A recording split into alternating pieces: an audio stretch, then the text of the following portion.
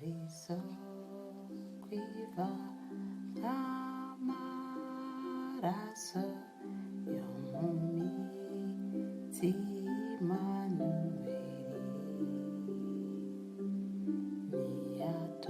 niyatunganya abanyabyaha bagashiraho inenge bagatsengaho ibicumuro byose bikabacikaho niyatunganya abanyabyaha bagashiraho inenge. Igitondo cyiza bene data, ndabashuje mu izina rya Yesu, ubuntu n'amahoro bya Kristo bibane namwe. Mwabyumvise, ni indirimbo hari isoko cyangwa se there is a fountain, bamwe bayita hari isoko ivamo amaraso. Indirimbo ikundwa yavutse cyangwa se yahimbwe mu gihe hari ihungabana ryo mu mutwe, nyamara niyo yahindutse indirimbo nkuru cyangwa ikirangantego cyo gucungurwa kw'itorero. Ugiye kwigana ubuhanga indirimbo zishimishije kandi z'umwuka zabayeho mu gihe cy'itorero cya kera ndetse n'icy'ubu, wasanga hari indirimbo ziha agaciro cyane bya mwuka ku buryo izo ndirimbo zagirwa ibirangantego by'ubuntu bw'Imana ndetse no gucungurwa.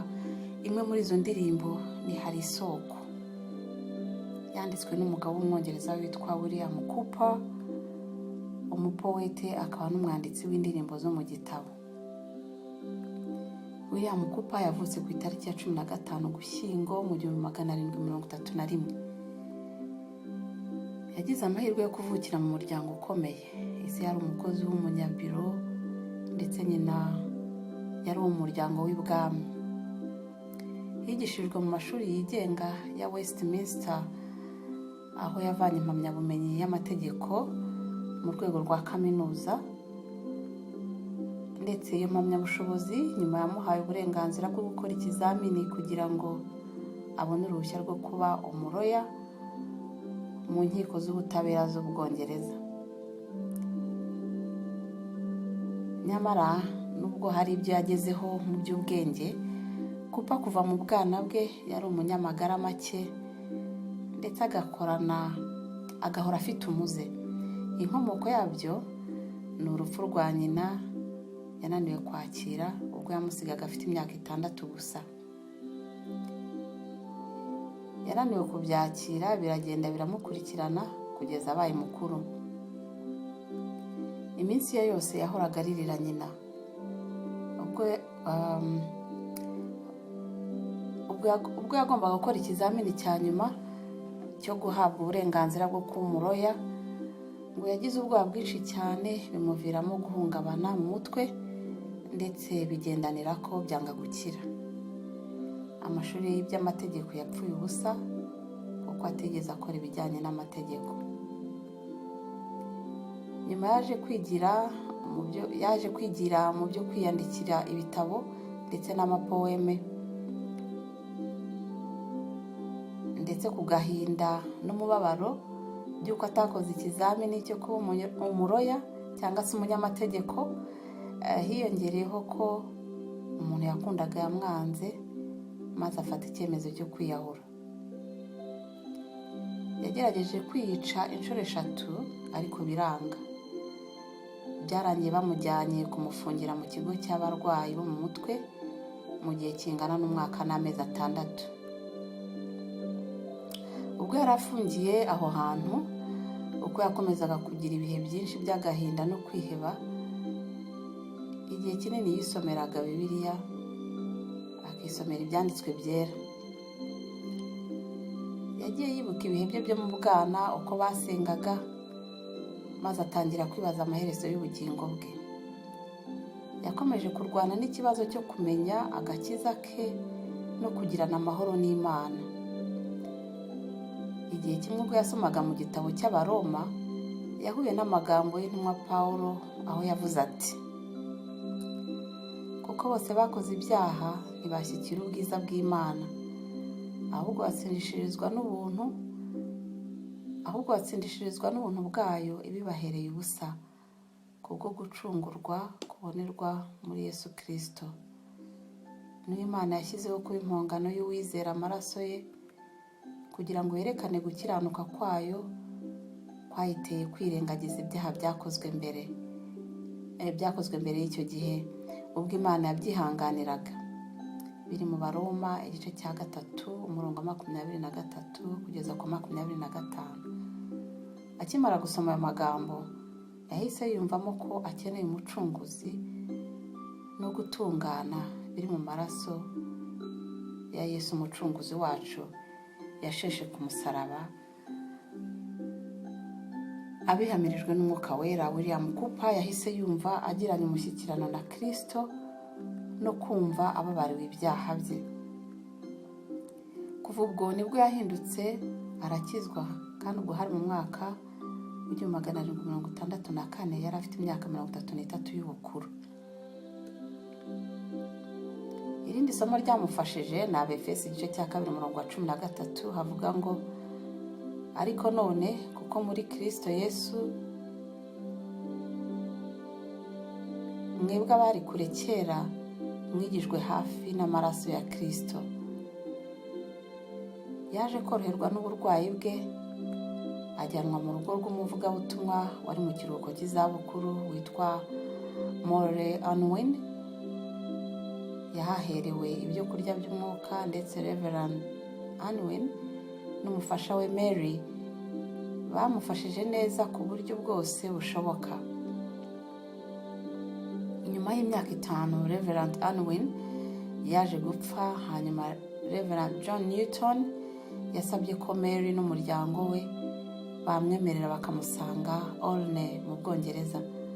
William Cooper nawe bamusabye ko yakwimukana na Unwin family aho Olney mu Bwongereza, ndetse no kuba umwizera w'itorero ry'Abangirikani ubu Reverend Newton yari akuriye. Uwo Newton kandi niwe wanditse indirimbo yitwa Amazing Grace. Iyi ndirimbo sinzi niba tuyigira mu Kinyarwanda, ariko abantu benshi barayizi. Indirimbo yitwa Amazing Grace.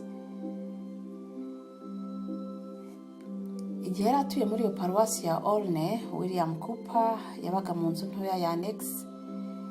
Yaje kugirana ubucuti bukomeye na Reverend John Newton, bakajya bandika imivugo n'indirimbo byo gufasha itorero. Newton yamubereye umugisha, amuba hafi mu by'agakiza, kuko nubwo yari yarakijijwe, ariko hari igihe byageraga akiheba, akongera akagira depression, ndetse agashidikanya Imana cyane. Uko ari babiri, Newton na Cooper bashyize imbaraga hamwe, bashyira ahagaragara igitabo cy'indirimbo zigera kuri 349 zabaye ingenzi cyane mu gufasha gahunda y'indirimbo zo kuramya mu itorero ry'Abangirikani. Mu ndirimbo 67 zanditswe na William Cooper ubwo yabagaho Olney akiri kumwe na Mary utarahagaritse kumwitaho, ndetse na pasiteri we John Newton utarahwemaga kumuba hafi no kumutera inkunga mu bya mwuka ndetse n'ubuvanganzo. Hari indirimbo yabaye ubuhamya bw'uko yaje kugira amahoro adashira n'umucunguzi we. Iyo ndirimbo yanabaye nk'ikirangantego cy'itorero ndetse n'umurage w'ubuntu butarondoreka bw'Imana. Umunsi umwe ubwo yari yicaye ku meza muri ka kazu ke gatoya ka Annex, ashorewe na Mwuka Wera ndetse n'amagambo y'umuhanuzi Zakariya igice cya 13 umurongo wa 1, ubwenge bwe bukeye cyane, nta kibazo yari afite mu mutwe, nta depression imwe yari afite. Yafashe ikaramu, nibwo yanditse amagambo ahumuriza y'iyi ndirimbo, hari isoko ivamo amaraso.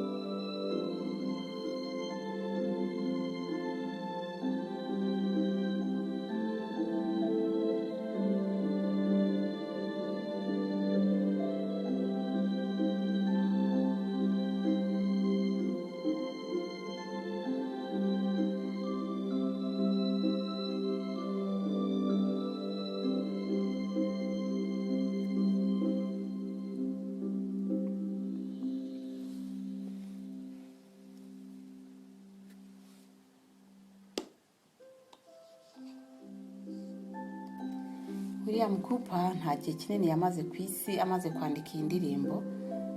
Yapfuye ku itariki 25 z'ukwa kane mu 1800. Nubwo yagiraga ibibazo byo mu mutwe, umuzi udashira no gushidikanya cyane, Imana yamukoresheje kwandika amagambo yabereye umugisha abantu n'itorero mu myaka irenga 200 ishize. Amagambo y'iyi ndirimbo Umwuka Wera yakoresheje asubiza imbaraga mu bizera benshi bihebye, ndetse n'abataye inzira yo kwizera bagiye bagarurwa n'aya magambo meza. Abanyabyaha bagakizwa, bakihana, bakagirana amahoro n'Imana abonerwa gusa mu isoko ivamo amaraso yo mu mitsi ya Emmanuel.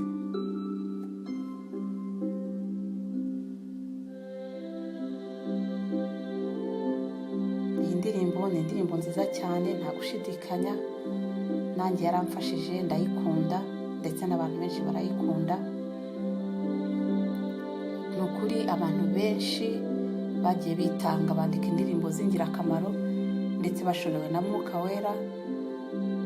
Imana ijya idufasha kugira ngo ubwo turirimba izi ndirimbo zitubere umugisha, kandi ijye dutekereza aho zaturutse. Ziba zarahimbwe n'abantu bagize experience zikomeye, ariko Imana ikagenda yigaragaza mu buzima bwabo. Ni ukuri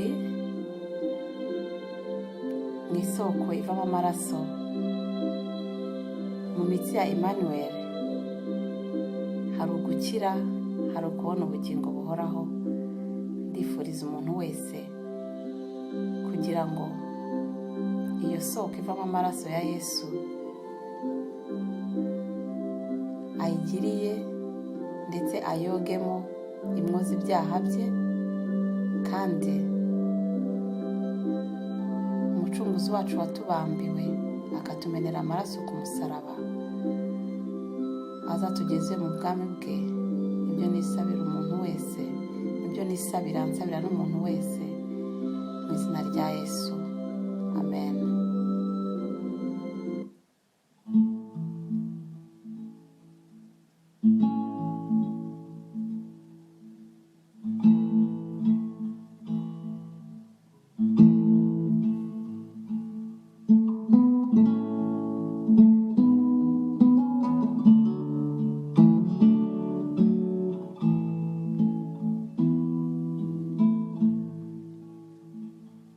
There